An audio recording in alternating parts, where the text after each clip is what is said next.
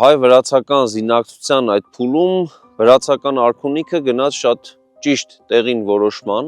նրանք Թամար Թաքուհու օրոք որոշեցին, որ պետք է Հայաստանի տարածքում ազատագրված հողերը շնորհվեն իբրև տիրույթ այդ տարածքը ազատագրող իշխաններին։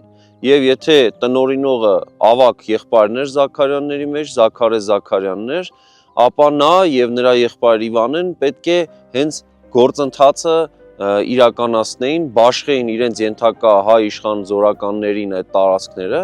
եւ այս տրամաբանությամբ Զաքարե Զաքարյանի զորքերի հրամանատարը Վաչուտյան տոհմի ներկայացուցիչն էր, Վաչե առաջինը, ով պետք է հետո ստանար Ամբերդը որպես իր զորքերի տեղակայման մշտական վայր, որովհետև իրականացնում էր Զաքարե Զաքարյանի իշխանության ներսում այս տարածքների կողմնակալության գործառույթը, այսինքն այս տարածքների ռազմական վերահսկողությունը նրան էր տրվում եւ մասնավորապես պատմական Արագածոտ գավառի մեծ մասը եւ Նիկ գավառը տրվում էին նրա տնօրինման տակ։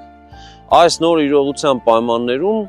փաստորեն Ամբերդը դառնում է Վաչուտյան իշխանական ընտանիքին պատկանող բերդ։ Նախագծի գլխավոր գործընկերն է Կոնվերս բանկը, ֆինանսական աշխարհի ձեր հուսալի գործընկերը։